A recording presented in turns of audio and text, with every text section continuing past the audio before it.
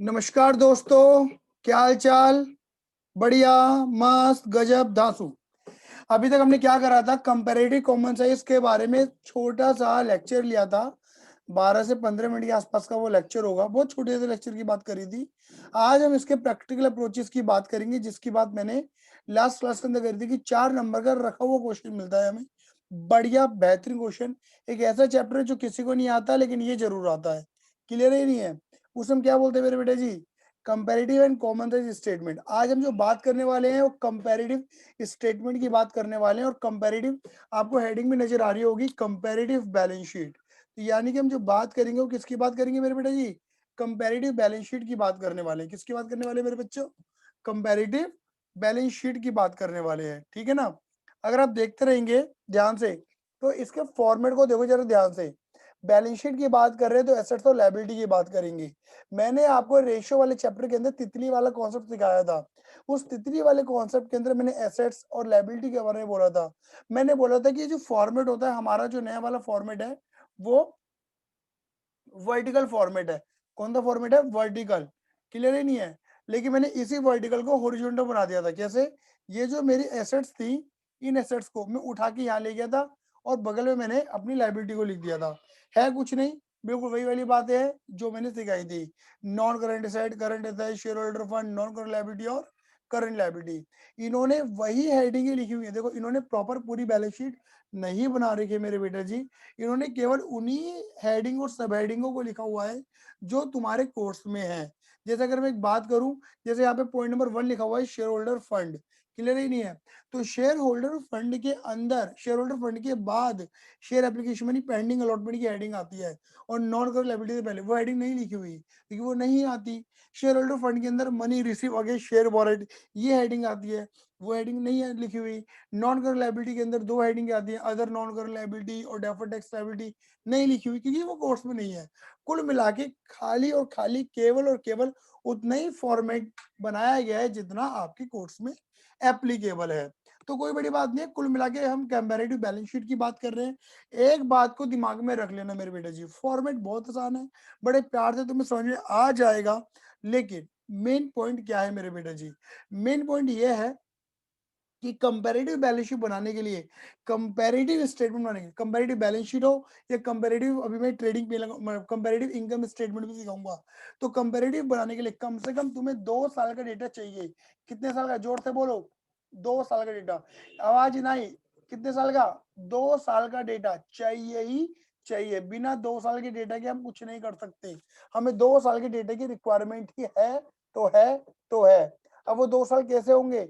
Obvious बात है, जैसे तुम्हें सीएफएस के अंदर मिलते थे एक करंट ईयर का और एक प्रीवियस ईयर का, फिर 2 साल का हमें डेटा मिलेगा।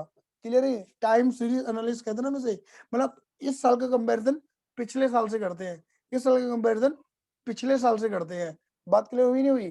तो देखो फॉर्मेट में क्या लिखा है इन्होंने।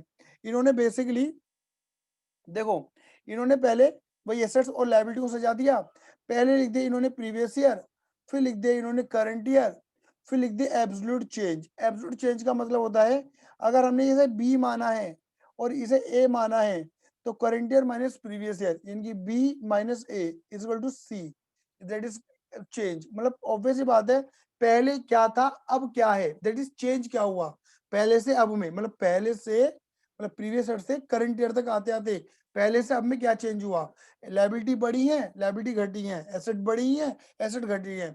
इट मे बी, ये जो फिगर आएगी ना एब्सोल्यूट चेंज, इंक्रीज डिक्रीज की जो फिगर आएगी, इट मे बी पॉजिटिव और नेगेटिव। ये पॉजिटिव भी हो सकती है और नेगेटिव भी हो सकती है, तो इसे दिमाग में मत रखना। पॉजिटिव पॉजिटिव हो तो नॉर्मल लिख देना, नेगेटिव हो तो विद इन ब्रैकेट लिख देना, विद इन ब्रैकेट। फिर आप क्या करोगे, जो भी आपने चेंज करा है, जो भी ये चेंज निकाला है, इसकी परसेंटेज निकाल डालो, इसकी परसेंटेज निकाल डालो। क्लियर ही नहीं है? परसेंटेज निकालने का तरीका क्या होता है? जो भी चेंज है, सुनते रहना, जो भी चेंज है डिवाइडेड बाय उसका प्रीवियस ईयर। देखो चेंज को तुमने क्या बोला? सी डिवाइडेड बाय, देखो formula C divided by previous year क्या? ए मल्टीप्लाई बाय 100, परसेंटेज निकलनी शुरू हो जाएंगी।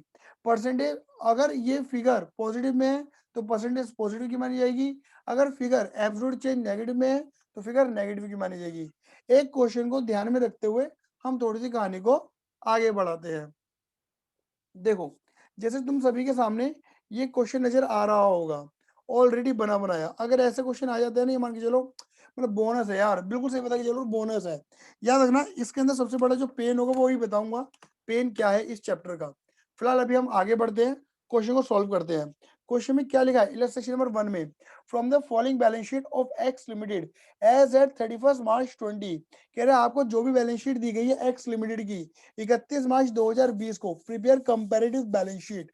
आपको कंपैरेटिव मतलब बैलेंस शीट बना के दिखानी, कंपैरेटिव बैलेंस शीट पूछ रहा है भारत आपसे। क्लियर है कि नहीं है? चलो जी भैया, आप तो अर्नब गोस्वामी बन रहे हो। हाँ तो क्या हुआ? हाँ जी, तो इलस्ट्रेशन नंबर 1 की शुरुआत करते हैं मेरे बेटा जी। मैं यहाँ पे लिख देता हूं, ल ल ल ल ल ल ल ल अबे नीचे हो कितना illustration number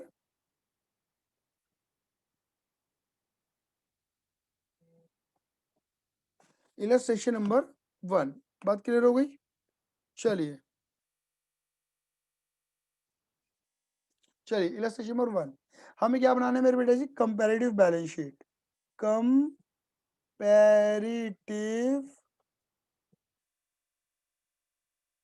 balance sheet, clear है? कंपैरेटिव बैलेंस शीट, और बैलेंस शीट है तो बैलेंस शीट के नीचे क्या लिखते हो आप, एज ऑन, एज एट, 2 साल का है ना, 31 मार्च, पहले लिखो आप प्रीवियस ईयर 2019, और यहाँ दे रखा है 31 मार्च 2020, 31 मार्च 19, 31 मार्च 20। क्लियर है? अब क्या लिखा है बेटा यहाँ पर, यहाँ लिखा है आपका particulars,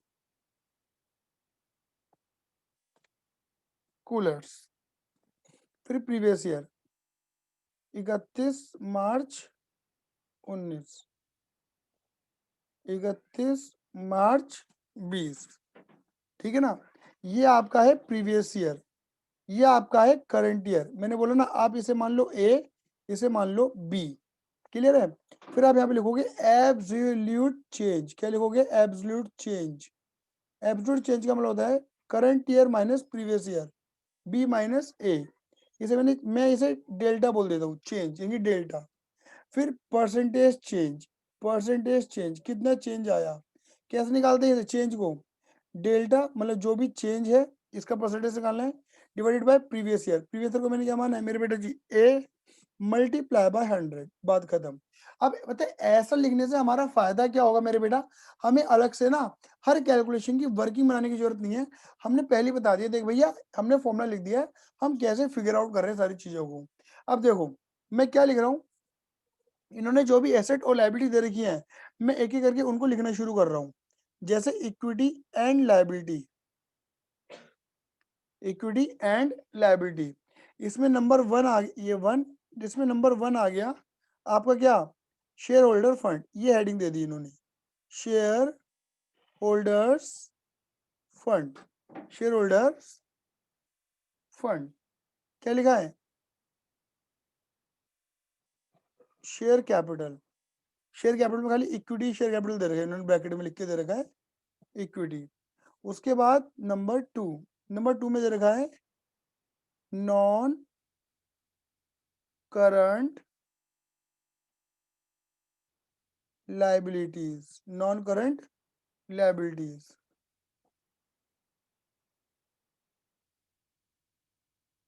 long term borrowing. Bracket में आप चाहो तो लिख दो 8% डिबेंचर दे रखे हैं। ये देखो ये दे रखा है बेटा जी, मैं अभी आपको प्रूफ करके दिखा दूंगा। फिर तुम्हें दे रखा है करंट लाइबिलिटी, करंट लाइबिलिटी लिखो। करंट लाइबिलिटी में भी एक ही लाइबिलिटी दे रखी है, ट्रेड पेबल। बात क्लियर हो गई? फिर तुम्हें दे दी यहाँ पर टोटल, मतलब लाइबिलिटी का टोटल, ये लाइबिलिटी साइड होगी कंप्लीट। फिर तुम्हें दे दी मेरे बेटा क्या, एसेट्स। लिखना शुरू कर दो एसेट्स को भी। नंबर सेकंड, हेडिंग आ गई सेकंड में एसेट्स। एसेट्स के अंदर क्या आ जाएंगी सबसे पहले, नंबर 1 नॉन करंट एसेट्स। क्या आएंगे मेरे बेटा जी, non current asset. Non current asset में सिर्फ फिक्स एसेट्स दे रखी है हमें, और उसमें भी फिक्स एसेट के अंदर क्या है, टेंजिबल। ये बिल्कुल सारी चीजें गिवन है, एज इट इज चेपना पड़ रहा है मुझे तो, एज इट इज। ठीक है। नंबर 2, फिर क्या तरीके हैं, करंट एसेट्स। करंट एसेट में क्या है बेटा जी, ए ट्रेड रिसीवेबल दे रखे हैं, B cash and cash equivalent दे रखा है। उसके बाद क्या दे रखा है मेरे बेटे जी, टोटल। देखो जी, अब मैं चाहता हूँ प्रूफ कर देता हूँ। देखो जो जो इन्होंने बोला है वो इन्होंने ऑलरेडी गिवन है। देखो यही मैंने एज इट इज लिख दिया मेरे बेटा। सर ये तो बहुत आसान है, दे रखा है सीधे से उठा के पेल देना है। बिल्कुल पेलम पाली मचा दो मेरे बेटा, पेलम पाली। बात क्लियर होगी। अब देखो इन्होंने अमाउंट भी दे रखी है, बस अमाउंट को थोड़ा ध्यान देना कि मेरे बेटा ये दे रखा है प्रीवियस ईयर वाली और ये दे रखी करंट ईयर वाली। क्लियर है, ही नहीं है। आप यहाँ उल्टा दे रखा है, इन्होंने पहले करंट ईयर दे रखा है और फिर प्रीवियस ईयर दे रखा है, और हमें लिखना कैसे है, हमने लिखना क्या है, हमें पहले प्रीवियस लिखना है और फिर करंट ईयर देना, उल्टा। तो पहले एक काम करते हैं, प्रीवियस ईयर की अमाउंट लिखना शुरू करते हैं।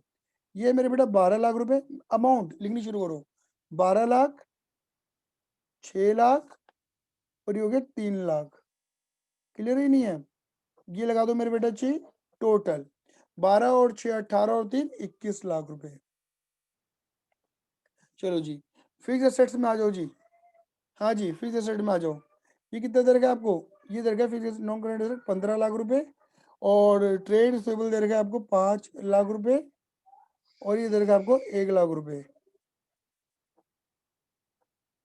ये भी आपको आ जाएगा 21 लाख रुपए। चलो अब क्या आएगा, अब देखो करेंटर वाली अमाउंट, करेंटर वाली अमाउंट आपको ऑलरेडी गिवन है, सीधा उठा के पेलना है। 18 लाख रुपए, 6 लाख रुपए, 6 लाख रुपए, टोटल आ जाएगा कितना मेरे बेटा जी, 30 लाख रुपए। उसके बाद 18, 10 और 2, टोटल कितना आ गया, 30। अब क्या करोगे आप, अब क्वेश्चन का काम खत्म। अब क्वेश्चन देखो, ऑलरेडी क्वेश्चन में मतलब सारा डेटा गिवन है, हमें क्या करना है, चेंज निकालना है। तो बेटा करंट ईयर मैंने प्रीवियस ईयर, मतलब 10 माइनस 12, 18 में से 12 गए, टोटल 6, 6 में से 6 गए 0, 6 में से 3 गए 3। अगर ये पॉजिटिव, अभी तो देखो अभी तो 6 में से 3 जा रहा है, पॉजिटिव आ रहा है, 30 में से 21 जाएंगे 9 ही आएगा निकल के। क्लियर ही नहीं है। 18 में से 15 जाएंगे 3 ही आएगा। अगर ये नेगेटिव की फिगर होती ना, सर नेगेटिव की फिगर कब आती है, फॉर एग्जाम्पल अगर ये 10 लाख होता तो 10 में से 15 घटाते तो नेगेटिव की फिगर आ जाती, तो मैं ब्रैकेट लगा देता। अच्छा 10 में से 5 गए 5, क्लियर ही नहीं है। 2 में से 1 गया 1, हाँ ये ना, और 30 में से 21 गए 9। क्या मेरी बात क्लियर हो गई। अब मुझे क्या करना है, अब हर चीज की मुझे क्या करनी है, परसेंटेज। इसका पेन ही यही है, पता है पेन क्या है, कि जल्दी जल्दी निकल जाता है। अच्छा अगर ये वाली फिगर जो होती है, ये जो 12 18 6 6 3 6, ये ऊट पटांग फिगर होती ना, तो फिर माइनस करने में दिक्कतें आती हैं। तो अलग से हम वही जो बचपन में करते थे वो काम करना पड़ेगा हमें, ये बड़ी दिक्कत है।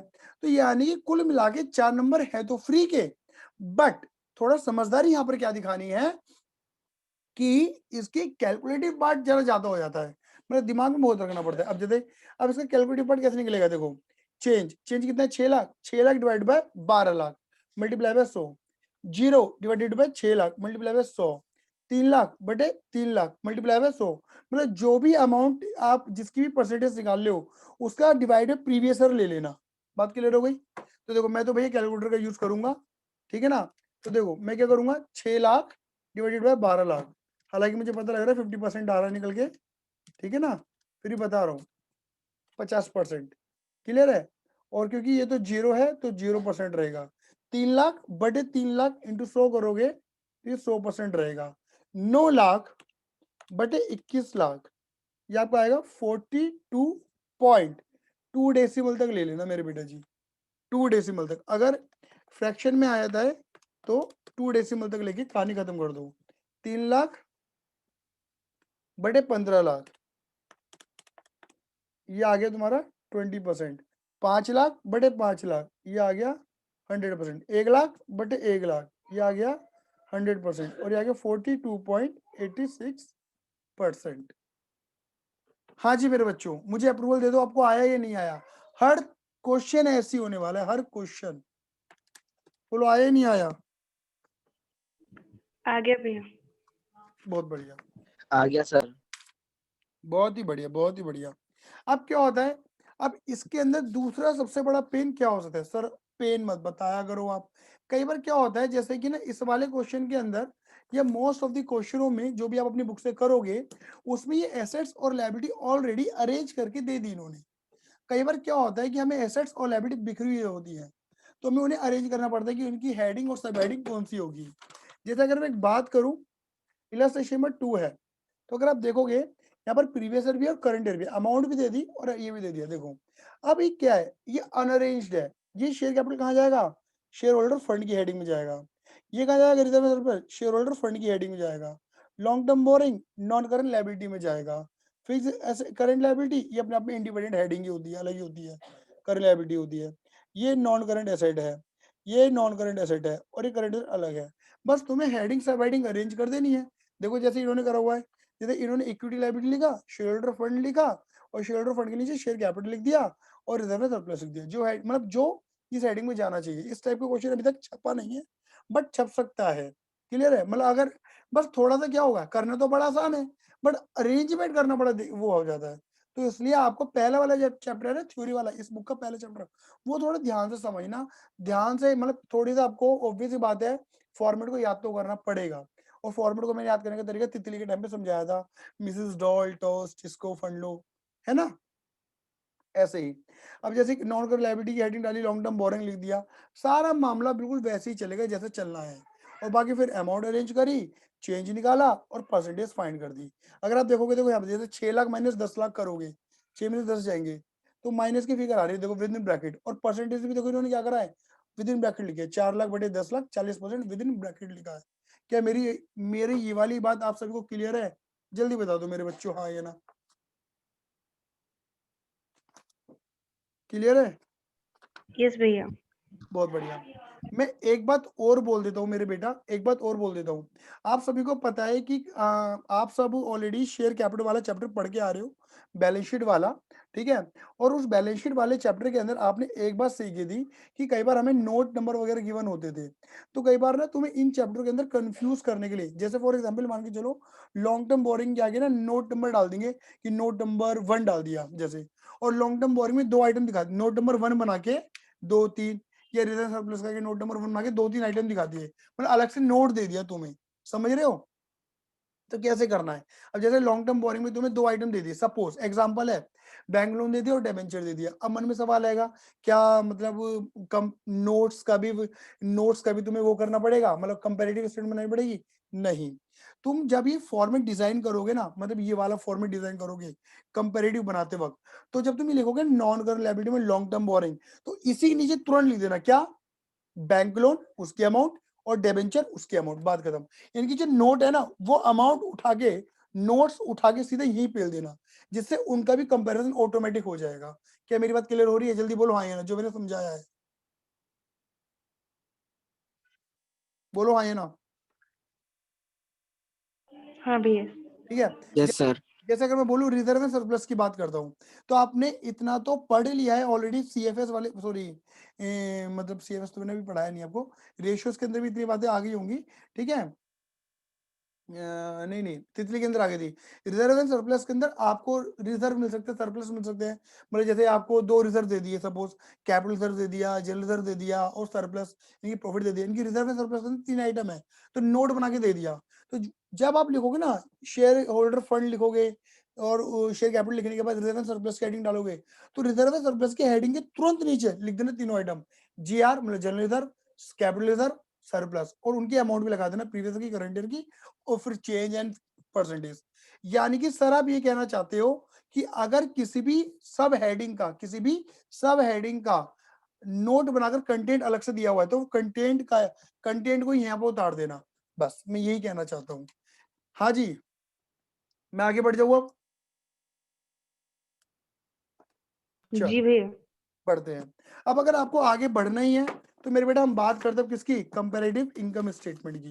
तो आपको देखो नजर आ रहा होगा, comparative income statement, comparative statement of PNL, कुछ भी कह लो आप इसे, बात वही बैठेगी। अगर आप देखोगे, एक काम करो, एक काम करना मेरे बेटा जी, बस देखो, ये थी बैलेंस शीट। बैलेंस शीट के नीचे क्या लिखते थे, एज एट, और ये क्या है, पीएनएल, इनकी इनकम स्टेटमेंट।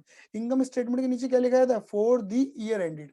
एक तो ये चीज, बस। अभी देखो ये जो है ना, ये पर्टिकुलर वाला आइटम को भाड़ में जान दो, ठीक है ना, ये बिल्कुल भाड़ में जान दो, इसको मैं दुबका रहा हूँ।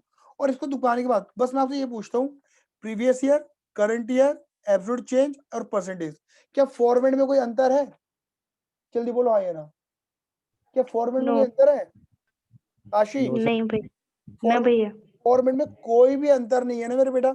यानी कि क्या, कि फॉर्मेट तो बिल्कुल वही है, सेम है। मैंने बोला ना, कंपैरेटिव बनाने बैठे हो तो कंपैरेटिव का एक फॉर्मेट होता है, तो वही फॉर्मेट हमें फॉलो करना है।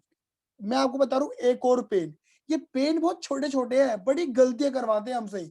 जैसे कि चैप्टर बताओ, मुझे इतना बताना, टर्न ना बताओ, चैप्टर आसान लग रहा है मुश्किल लग रहा है? सर आसान ही है। आसान है ना। आशी आप बताओ, हिमांशी आप बताओ, चैप्टर आसान लग रहा है या मुश्किल लग रहा है? अर्चिता बताओ। आसान है भैया तो। आसान है सर। बस बस, अब ये तुमने गलती कर दी, तुम सब बच्चों ने गलती कर दी, अरे आसान है सर, कर लेंगे कर लेंगे।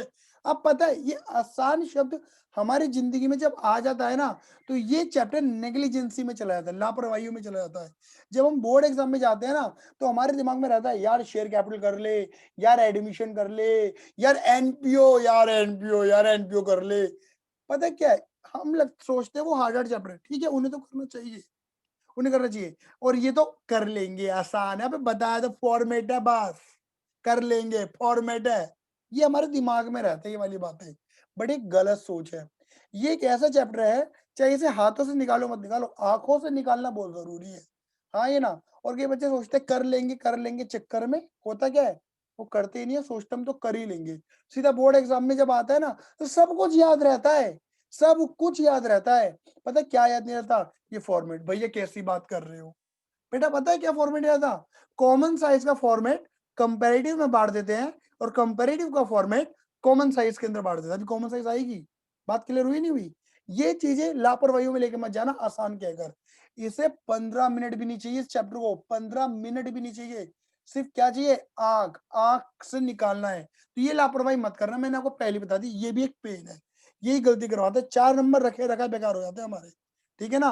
और फिर बेटा वही वाली बात होती है, जब बोर्ड एग्जाम के बाहर आते हो, ठीक है ना, और जब तुम्हारा दोस्त कहता है, अरे कर लिया था तूने, हाँ कर लिया था, ऐसे ऐसे फॉरवर्ड होना था, अबे बावले कंपैरेटिव पूछा है और तू कॉमन साइज का फॉर्मेट बना रहा है, तो तुम क्या करते हो,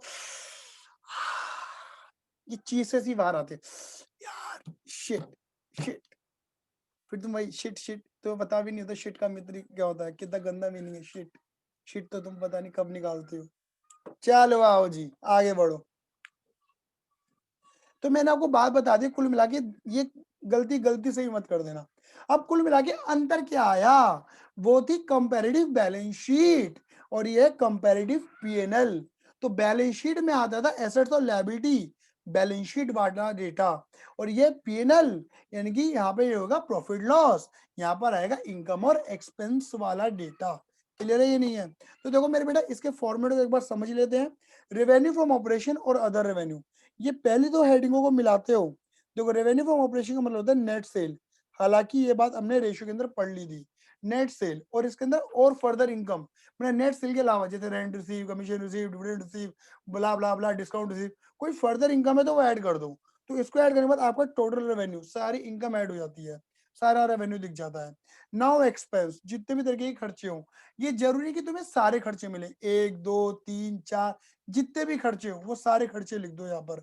जैसे कॉस्ट ऑफ मटेरियल कंज्यूम, कितना मटेरियल हमने कंज्यूम किया, कितना माल हमने परचेज किया, change in inventory, opening minus closing, employ benefit expense, employ को देने वाले सारे खर्चे, एम्प्लॉय की सैलरी, वेजिस, प्रोविडेंट फंड, उसे कोई भी अलाउंस देते हो, पर्स देते हो, कोई भी खर्चा पानी देते हो, मतलब कोई भी खर्चा डायरेक्टली और इनडायरेक्टली जो तुम अपने एम्प्लॉय को दे रहे हो, चाहे वो फैक्ट्री के अंदर काम करता हो या फिर तुम्हारे ऑफिस के अंदर काम करता हो, चाहे वो पैसा तुम्हें आज देना है या भविष्य में देना है, बट उसका खर्चा आज ही रिकॉर्ड हो रहा है तो आज ही लिखोगे यहाँ पर।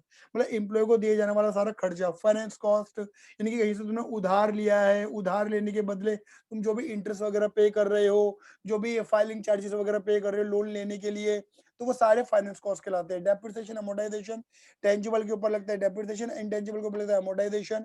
उनको यूज करने से जो भी उनकी वैल्यू में रिडक्शन हो जाता है, लॉस ऑफ वैल्यू हो जाती है, उसे तुम डेप्रिसिएशन बोलते हो। एंड इनके अलावा जो खर्चे कहीं नहीं जा रहे A B C D E F में, वो जाएंगे अदर एक्सपेंसेस के अंदर। इन सबको ए से लेके जी तक के पॉइंट को ऐड करते हो तो दैट मीन्स टोटल एक्सपेंस की बात करते हैं। टोटल एक्सपेंस में से हम क्या लेस करते हैं, इनकम टैक्स लेस करते हैं। इनकम टैक्स के बाद आता है प्रॉफिट आफ्टर टैक्स। बस इतना सा फॉर्मेट, आफ्टर टैक्स तक का फॉर्मेट है। अगर तुम्हें याद हो तो मैं तुम्हें मगरमच्छ पढ़ा के ला रहा था, और मगरमच्छ में टैक्स लेस करने के बाद भी हमने पी प्रॉफिट आफ्टर टैक्स के बाद तक की बातें करी है, बट तुम्हारा फॉर्मेट प्रॉफिट आफ्टर टैक्स पे आगे खत्म हो जाता है। क्लियर ही नहीं है। अगर मैं एक मोटा मोटी बात करूं मेरे बेटा जी, सिर्फ मोटा मोटी बात करूं, आप रेवेन्यू ले रहे हो और खर्चा ले रहे हो, रेवेन्यू में से खर्चा निकाल के, मतलब अपनी इनकम में से सारा खर्चा हटा के प्रॉफिट बिफोर टैक्स निकाल देते हो। प्रॉफिट बिफोर टैक्स में से इनकम टैक्स हटाते हो और प्रॉफिट आफ्टर टैक्स निकाल देते हो। कुल मिला के 5 बातें मेन है। Revenue minus expense is equal to PBT, profit before tax, minus tax is equal to PAT. क्या मेरी बात क्लियर हुई या नहीं हुई? जल्दी बोलो हाँ या ना। Revenue minus expense is equal to PAT, PBT minus tax is equal to PAT। बोलो हाँ या ना। बाकी सारी बातें बिल्कुल सेम चलेंगी, कोई भी अंतर कहीं से लेके कहीं तक कभी कोई भी अंतर नहीं है। क्लियर है? मैं सीधा उस वैरायटी को पकड़ूंगा जिस वैरायटी के क्वेश्चन आपको डायरेक्टली मिल सकते हैं। चलो मेरे आगे है एक इलस्ट्रेशन नंबर 8, आप सभी को नजर आ रहा होगा, ठीक है ना। इलस्ट्रेशन नंबर 8 है, फटाफट से करेंगे। इस वैरायटी के क्वेश्चन बहुत ज्यादा छपने को मिलते हैं। अगर आप देखोगे तो यहाँ पे क्या लिखा है, prepare comparative statement of PNL from the following. आपको जो भी डेटा दिया गया उसके यहाँ पे स्टेटमेंट ऑफ पीएनएल बना के दिखाना है। Revenue from operation net sale दे रखी है, परचेज दे रखी है, चेंज इन्वेंटरी दे रखी है, और अदर एक्सपेंस दे रखी है। अदर एक्सपेंस के बारे में देखो क्या लिखा है, percentage of cost of revenue from operation और सीओजीएस। टैक्स आपको दे रखा है 30%। याद रखना, कई बार ये जो परसेंटेज है जैसे 8 और 10 है ना, ये टैक्स के रेट भी अलग अलग हो सकते हैं। एक देर का ये हमारा प्लस पॉइंट है, बट अलग अलग हो सकते हैं। मतलब जो भी परसेंटेज गिवन है उन्हें ध्यान से देखकर अप्लाई करना, जल्दबाजी में मत करना, दिक्कतों में आ जाओगे। तो फटाफट से हम क्या करेंगे मेरे बेटा जी, फॉर्मेट ड्रॉ करेंगे और खत्म करेंगे क्वेश्चन को। हाँ जी, क्या लिखा है मेरे बेटा जी, कंपैरेटिव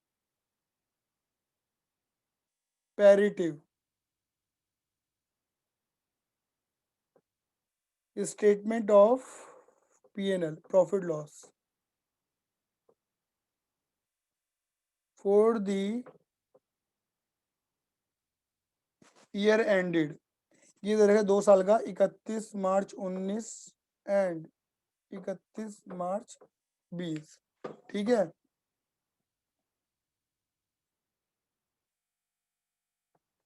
पर्टिकुलर 31 मार्च 19 previous year, 31 March 20 current year, absolute change current year minus previous year delta, और परसेंटेज चेंज यानी कि delta divided by previous year multiply by 100। ठीक है, सबसे पहले क्या आएगा यहाँ पर, सबसे पहले आएगा रेवेन्यू फ्रॉम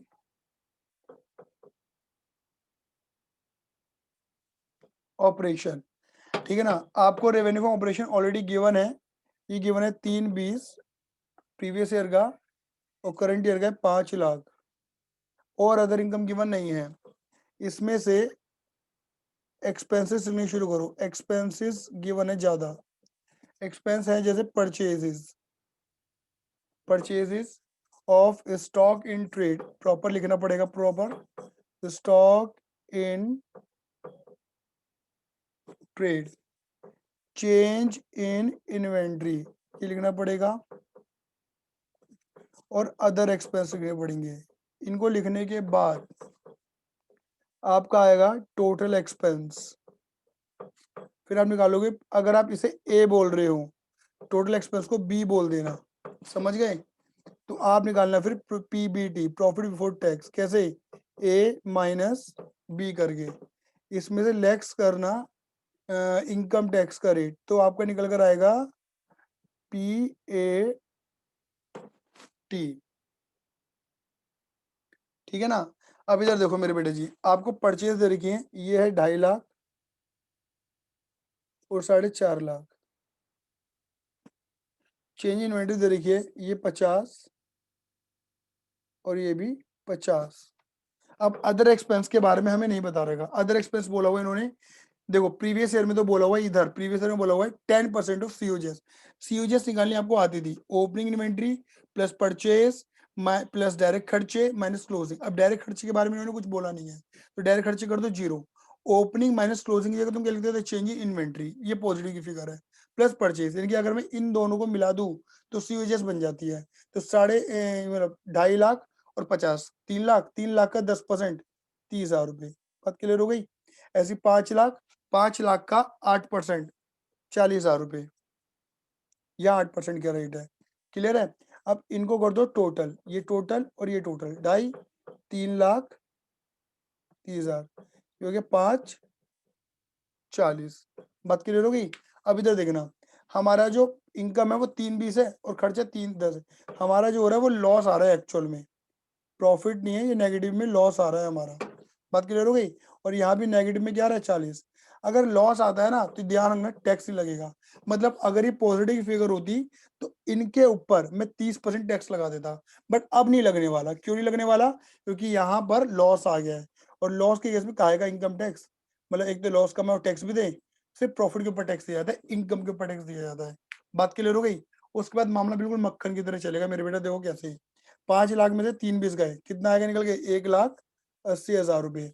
4.5 में से 2.5 लाख गए, कितना आएगा निकल के, 2 लाख रुपए।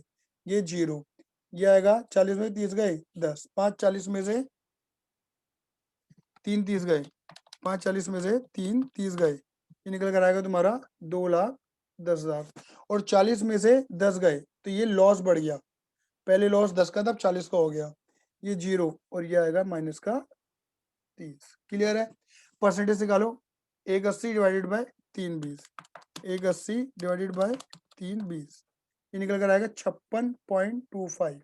2 लाख बटे 2.5 लाख, 2 लाख बटे 2.5 लाख, ये आएगा 80%।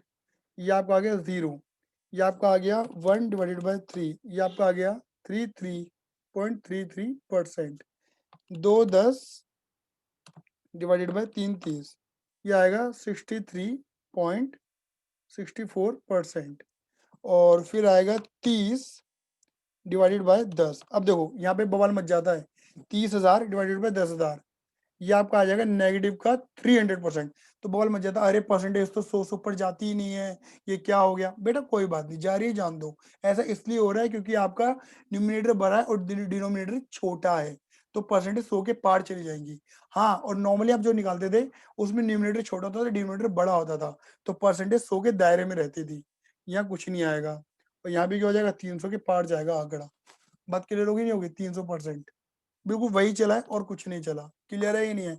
इस टाइप के क्वेश्चंस बहुत आते हैं, और बहुत सारे क्वेश्चन आपकी बुकों में इस टाइप के छपे हुए भी हैं। बोलो आया या नहीं आया, जल्दी बताओ मेरे बच्चा। आगे तो यार ओके सर। ठीक है, तो मैंने पूरे पूरे क्वेश्चन करे हैं। ठीक है, सिर्फ इसलिए कि आपको प्रॉपर तरीके से समझ में आ जाए। अगर फिर भी कोई दिक्कत परेशानी है तो 9953247951 पे आप मुझे व्हाट्सएप करें और अपने समाधान का अपनी प्रॉब्लम का समाधान पाएं। चलिए, आज के लिए धन्यवाद। Tata bye bye, see you, love you, जय हिंद, जय भारत।